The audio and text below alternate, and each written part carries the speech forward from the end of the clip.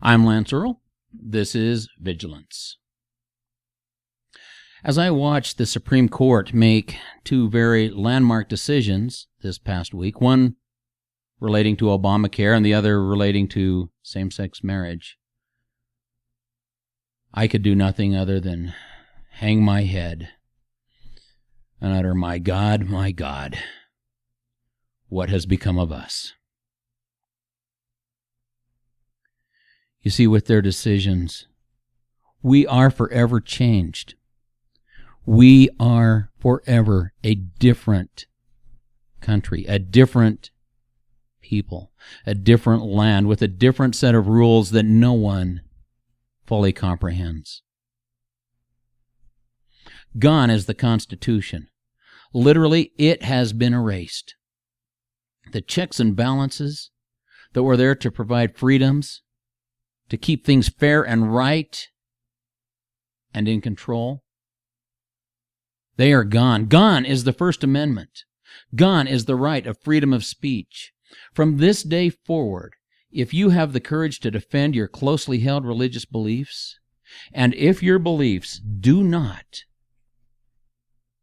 endorse homosexuality and the perversion of same-sex marriage, you will be in violation of federal law. Let me say that again. You will be in violation of federal law. You will be criminalized. You will be marginalized. Will you be persecuted?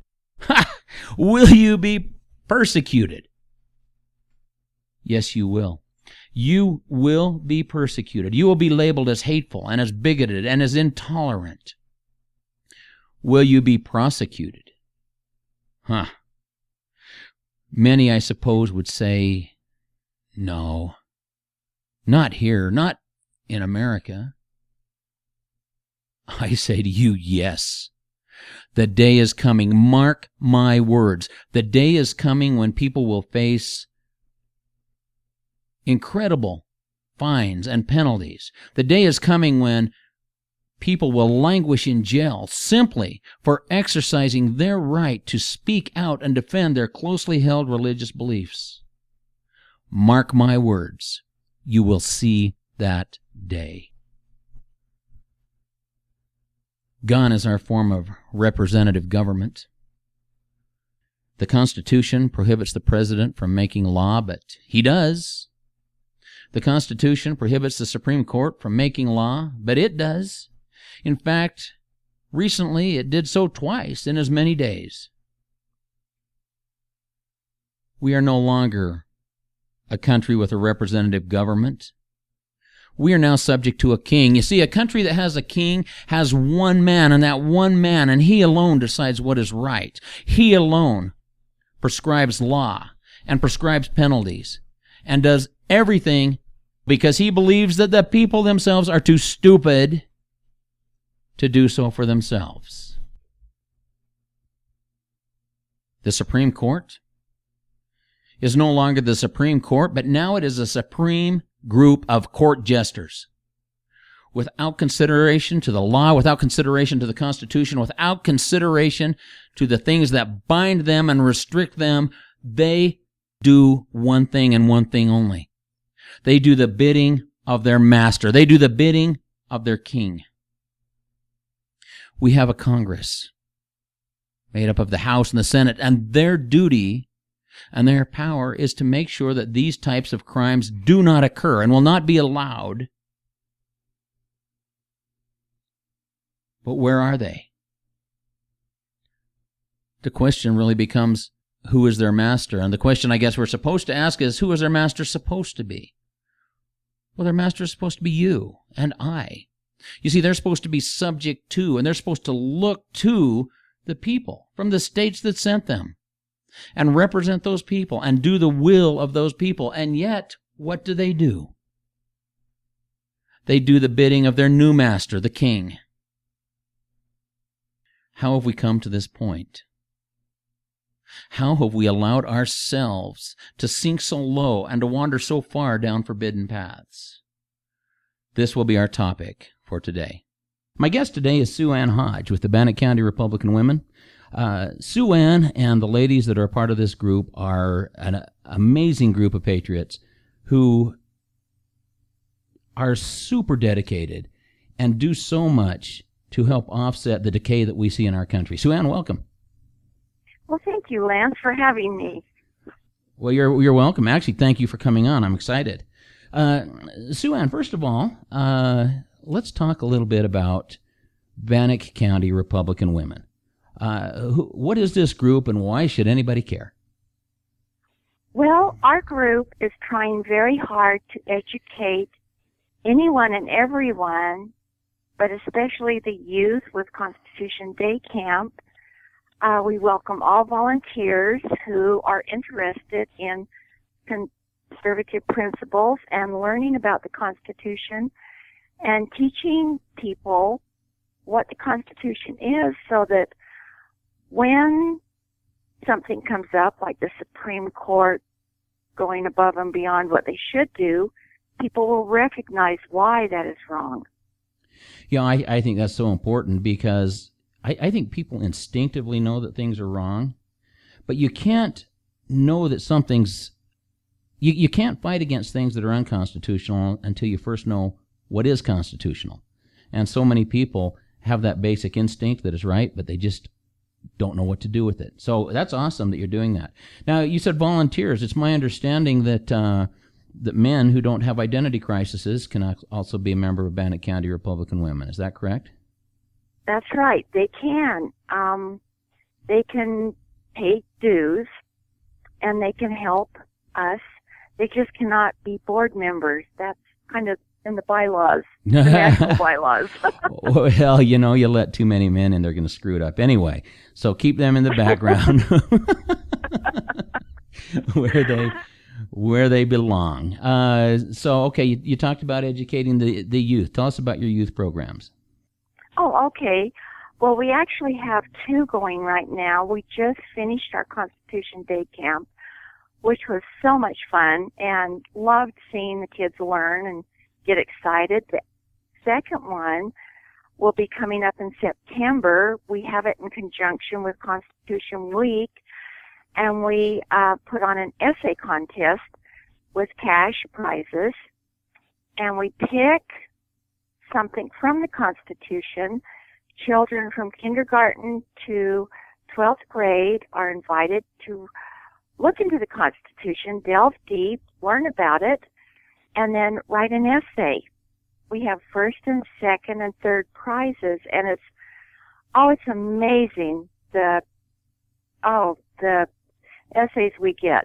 And it doesn't matter. We don't grade, for instance, we don't grade the kindergarten child against the senior in high school. That would be unfair, wouldn't it? Oh, totally unfair, but yeah, it would be unfair to the high school kids, because they've been through public education long enough that they're all indoctrinated and they'd screw it up. But the kindergarten kids might do it right. Exactly. That's not fair. It's amazing to see the young minds, what they come up with. It just makes us proud. That's cool. And I want to mention that this isn't limited to just Bannock County kids. I know this because one day I was in church and a young girl came up to me, and she was just on fire. She was so excited because she had won in your essay contest. I don't know whether it was first, second, or third place, but she had won, and she was really excited. And SueAnn, I have to tell you, I think that your essay contest had some ripple effects that maybe you don't know about. I do a Constitution workshop, and generally I only have adults that attend. Well, I had a Constitution workshop about a month later over in American Falls, and I was so surprised when this girl and two of her siblings walked in and sat down. And they came on their own. They didn't come, with parents or anything like that. They came on their own, and they came in and sat down. And this young gal and her brother were the most constitutionally informed people in the group. And that means that there were a huge crowd of adults that had no understanding of the Constitution compared to these two young people. I think that's, we can give credit to the Bannock County Republican Women for making that happen and lighting that fire. Nice job. Well, that is so exciting to hear. That we love those kind of stories because that's our main goal, is to get the children excited, to let them see that this is not dull history. This is, it's exciting. It's got everything that I think an action movie would have in it. Plus, it's a true story. What happened to our country? Good. Okay, let's shift to Constitution Day Camp. In fact, I should say that I had an opportunity to be involved in this year's Constitution Day Camp. Just one day, you had me come out and be James Madison for the day, and James and Thomas Jefferson got to work together and teach the kids a little bit about the roots of the Declaration of Independence and the Constitution of the United States. It was a blast, and I want to thank you for having us come out. Well, I appreciate anyone who helped. I especially appreciate all the founding fathers, like you said, James Madison, George Washington, to name just a few. These were men that stepped up and wore authentic period costumes, which I have to give credit to Rosanna Anderson. She is the one that started this whole Constitution Day Camp. She found this program, ordered it, and then went about making sure that the costumes were as authentic as possible, that all of the games that the children play or any activity they're involved in is as authentic as possible. And so the food they eat, she's amazing. The food they eat, as I recall, there was some hardtack, wasn't there, out there that week? Oh yes, hardtack. We have them right with little quill pens with bluing, so they can see how difficult it was back then to get messages to people. Sure. You know, I can tell you, though, based on my experience, and as much as I admire the founders, and by the way, the kids got to meet so many founders. There was Adams and Jackson and Jefferson and Franklin and Washington, and I don't even know how. I mean, there were founding fathers running all over the place, and the kids got to meet each one, which was really cool. But I discovered that there was one thing that I don't admire about the founding fathers. What's that? I cannot believe that those people purposely, on purpose, wore wigs. Those hot, itchy things are miserable. And I had to wear that all day long in the summer sun. So, but other than that, I had a really great time. Oh my goodness, yeah. We've all talked about that. That, particular fashion sense at that time. We don't know why they did it, but we feel sorry for them. Yeah. And now getting back to the topic of our slide into decay as a country, we had something that was not of your doing, but it was, I think, unfortunate that occurred at the close of your Friday activities, the last day of the event. The kids had learned about redistribution of wealth, legal plunder, whatever you want to call it. And as you were closing down at the end of the day, the free government food truck showed up and set up their little carts and started passing out free food. And I was shocked as I watched parents grab their children and lead them over to get that free food. And it kind of broke my heart. There were these kids in their brand new red, white, and blue tie-dyed T-shirts lining up to partake of legal plunder, redistribution of wealth, whatever you want to call it. And I felt really frustrated because these kids understood that legal plunder was not a good thing, but yet because of their youth, they didn't quite have the ability to recognize it for what it was. And I was so discouraged that the parents would involve their kids in that. Can you tell me how you felt as you watched that happen? I did, and I thought, okay, I've made a note to include that next year in the discussion of the redistribution of wealth, which is really, it brings it down to a kid's level. In that class, the children, half of them sit down and do nothing while the other half do jumping jacks and run in circles and actually work up a sweat. And then the ones that worked up a sweat are given Tootsie Rolls. But then we talk about, oh, the poor people sitting there getting nothing. So we make the ones that have the Tootsie Rolls give their share to the ones that did nothing. And it really gets a good discussion going because, you know, the ones that have been doing the work say, why should we share? What? Why? You know. So next year, I do intend to include things around their world that they see and not make it so abstract. We are going to bring in the food truck and tell them why it's wrong, why we shouldn't be out there partaking of it. And hopefully they will be able to verbalize to their parents why it's wrong in a way that the parents won't just brush it aside. We want to cement these principles in their mind, and hopefully it will take root and they will help their parents be able to see. And then when they're grown and have children, they will be able to further the knowledge that they have learned. Well, you know, this just came to my mind right now, and I'm going to throw this out. Next year, if you want, I think that it would be really interesting on the very first day of Constitution Day Camp to let the kids come in and you guys take the kids and go do what you want. And I will invite the parents, if you will have me, to go off to a special place or a place where we can be alone.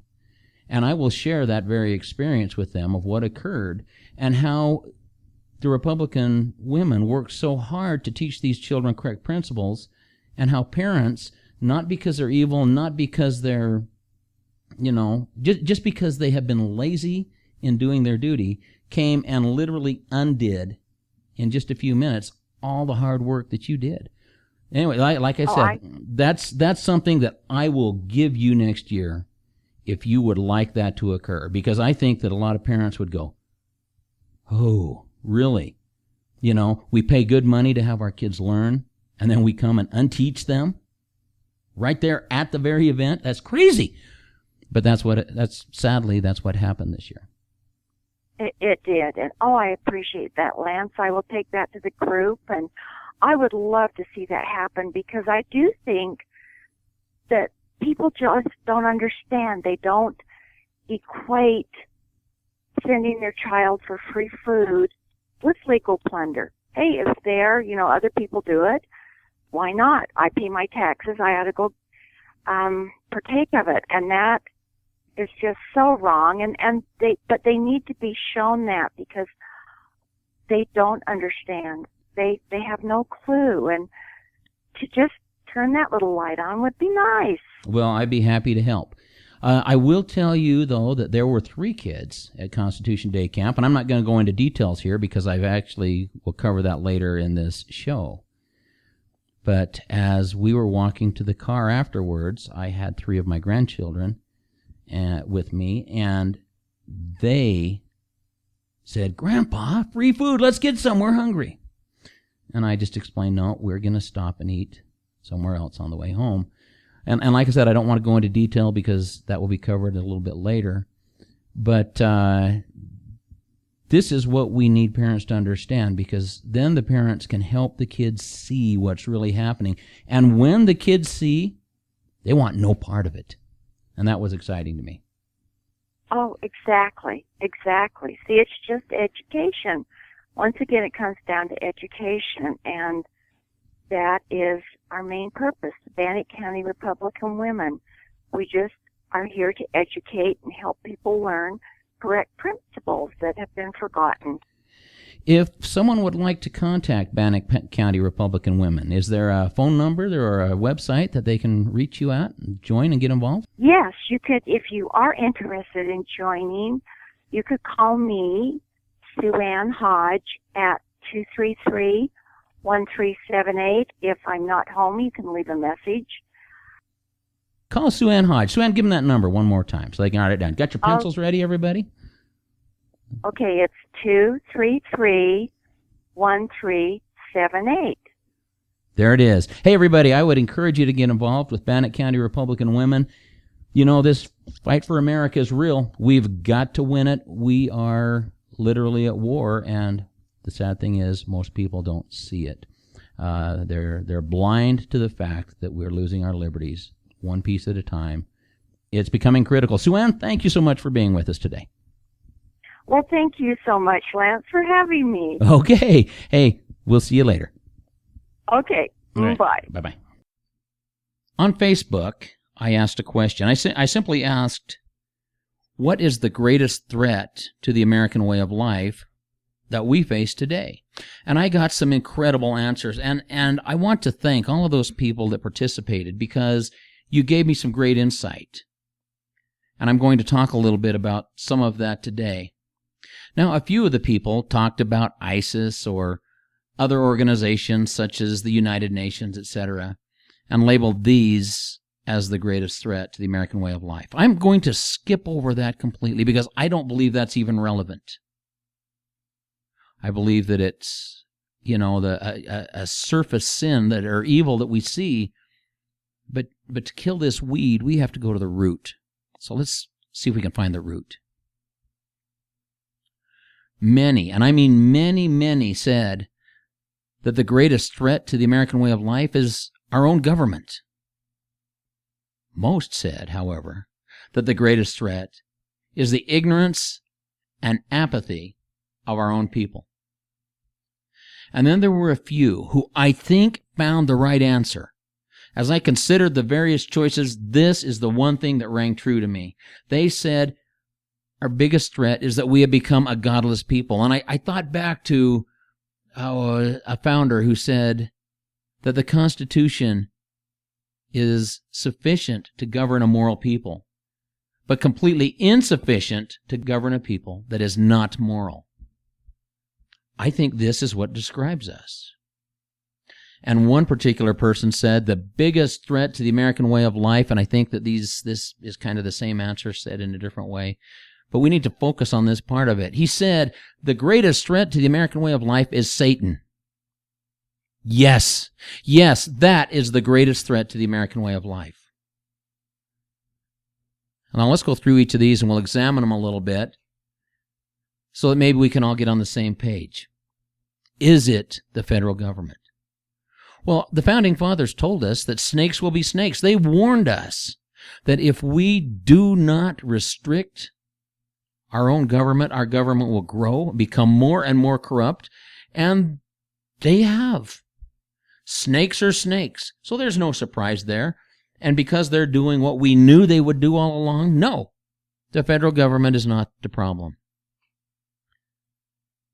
Well, if it's not the federal government, then maybe it's the state government. Well, I will tell you that my experience seems to indicate that there are equally venomous reptiles living in the State House in Boise as there are in D.C. Snakes will be snakes. I want to give you one example. Less than a week ago, I released a story about Representative Kelley Packer and what I believe to be incredibly irresponsible crimes against the Constitution and crimes against one of her own constituents. Well, no, really, crimes against all of her constituents and, in fact, all of the people in the state of Idaho.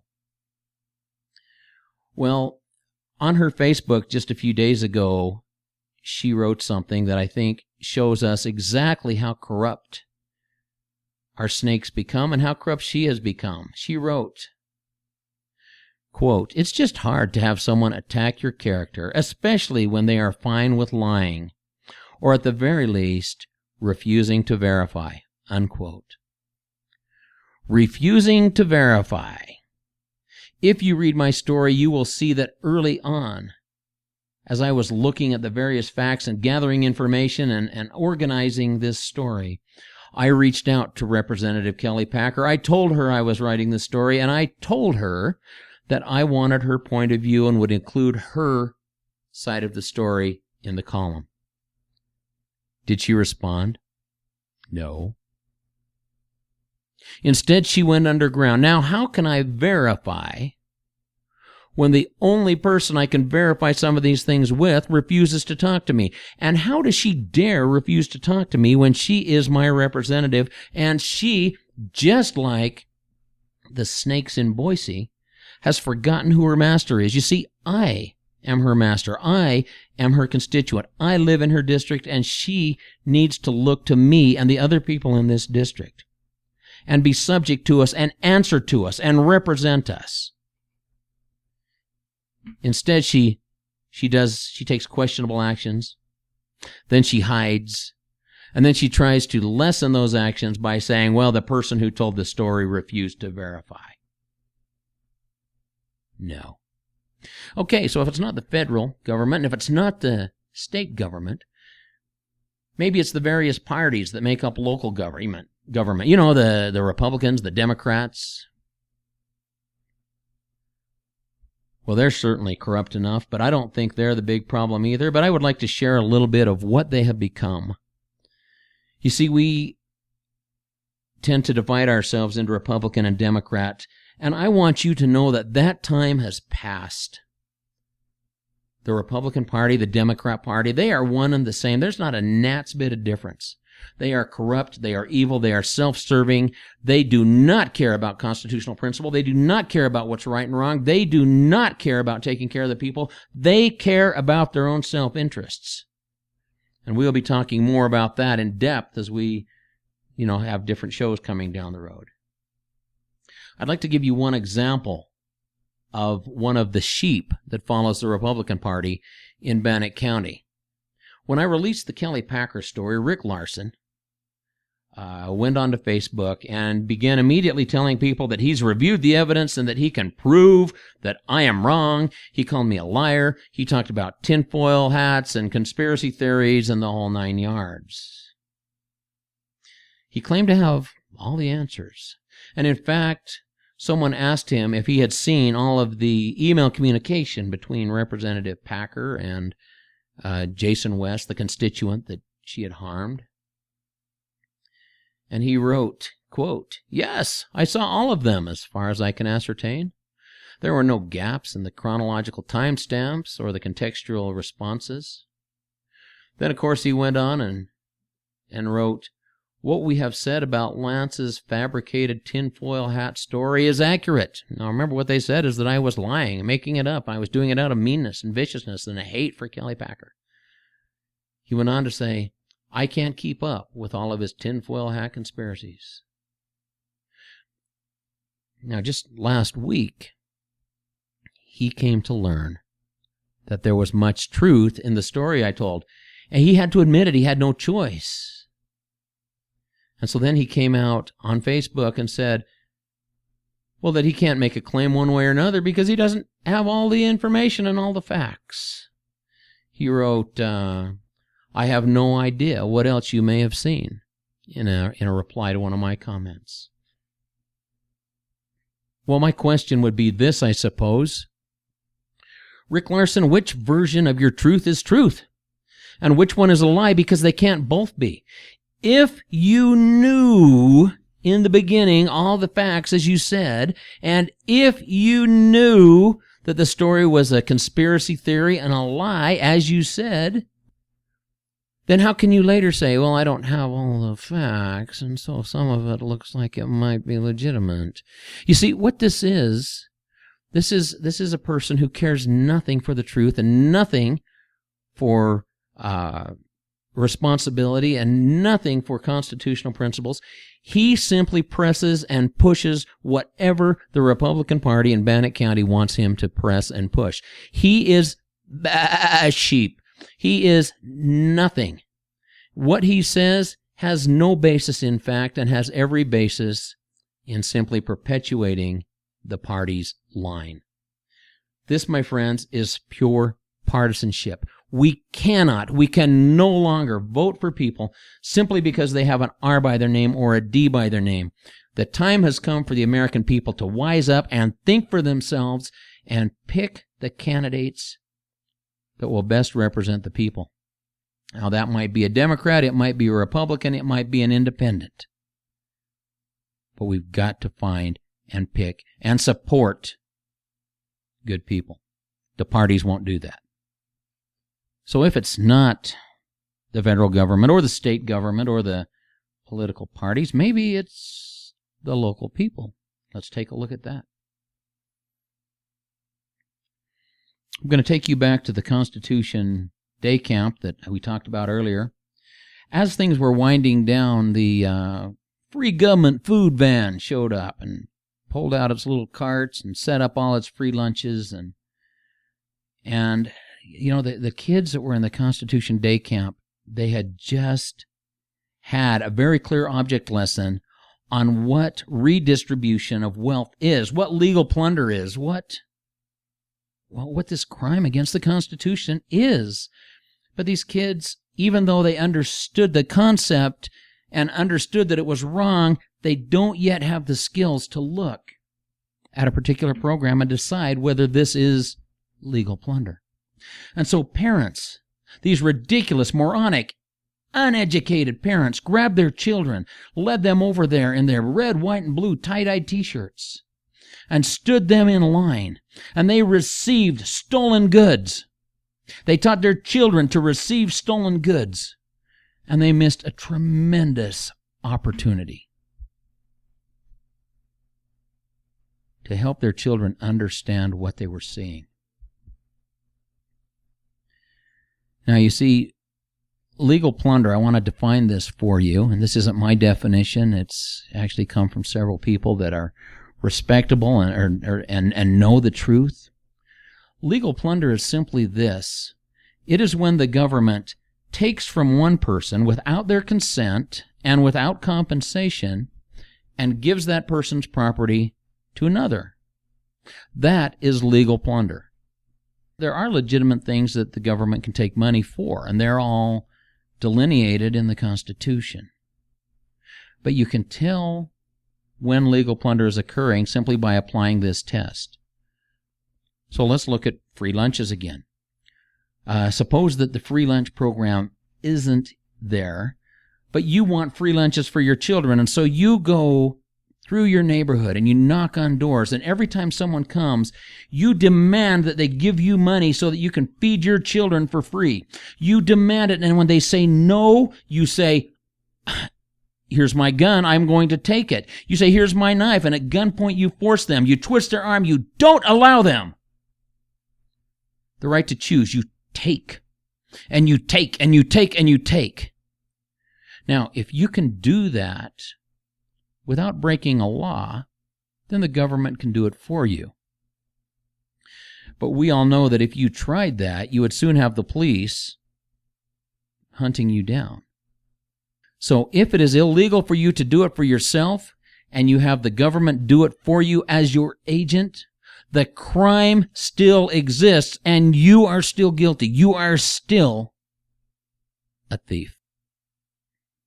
I was sitting there watching this spectacle and not believing my eyes when a good friend of mine elbowed me and she said, see that lady sitting over there under the tree? And I looked over and there were several adults, and she pointed out the particular lady, and I said, yeah, I see her. And there were a bunch of kids sitting around eating their free government food. They were all enjoying their free government food. And she said, that woman is the office manager for Senator Mike Crapo. Well, I called the office of U.S. Senator Mike Crapo, and I spoke with this woman. Here she is, an employee for a senator who believes, or he says he believes, in smaller government. He says he believes in reduced spending. He says he believes in individual responsibility. And yet, here is his office manager going against everything that he believes. But the truth is, Crapo doesn't really believe that stuff. He says it so that enough people who vote just the R line, like we were just talking about, who just vote Republican, will say, yeah, Crapo's a good guy. We can keep voting for him. Well, he's not. But anyway, there she was. Now, I called the office and I spoke with her. I'm not going to share your name and embarrass her publicly, but I spoke with her, and she has no problem with her children getting free lunch.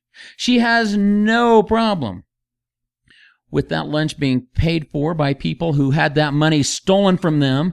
She has no problem with the money that was taking people to pay for the van and the gas and the oil and the tune-ups and the carts and the pans and the food and the person that passes it out. She has no problem with all of that being funded by stolen money. So I would like to say that those people who are sitting there in the shade enjoying their free lunch have failed in their duty. They have failed in their duty as citizens of the United States. They have failed in their duty to each other, to their children, to their grandchildren, to their neighbors. They are enjoying the blessings of freedom that they have no right to because people have suffered and bled and sacrificed, and some have even died to preserve those freedoms. And these people follow in their footsteps as thieves. As thieves. And they are so blind that they can't see that they are destroying their own children as they do so. But even these are not the biggest problem we face. Satan is the biggest problem. And these people who take this stolen money, this stolen food, in whatever form it comes in, because how different are you than the people that receive the free lunches? If you're receiving some type of a subsidy or some type of a government handout or some type of a something where you have not traded equal service in kind for the money you've received. If that money's coming to you and you haven't done that, you are a thief as well. Anyway, Satan. Satan is the cause of our greatest threat. You see, godly people are more likely to be self-reliant, but ungodly people are self-serving.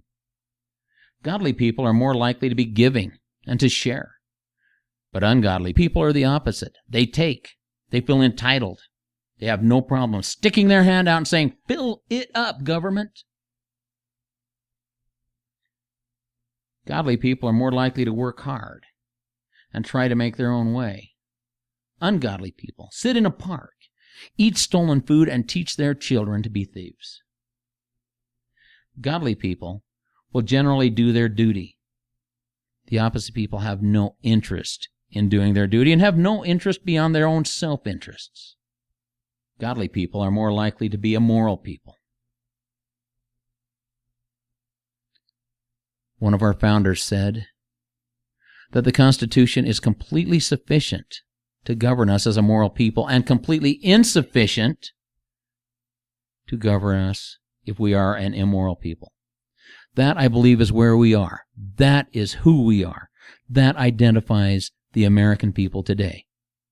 Or I should back up and say that identifies too many of the American people today, enough of the American people today, that they are cankering and destroying this great nation.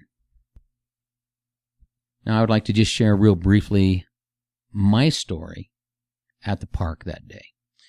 You see, I had 3 of my own grandchildren in the Constitution Day camp, and as we walked to the car, they had learned about redistribution of wealth. They knew it was wrong, but they didn't yet recognize it. They didn't know quite what it looked like yet. And they said, "Grandpa, Grandpa, Grandpa, free food, let's get some." I said, "No.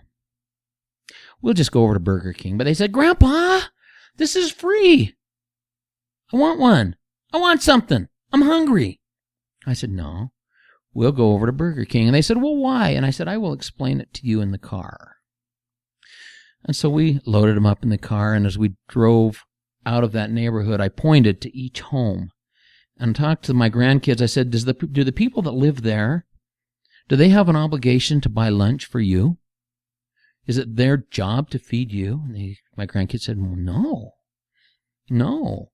And I said, "Well, what about the people who live in this house and that house? And what about that couple right there that's walking down the street? Is it their job to feed you?"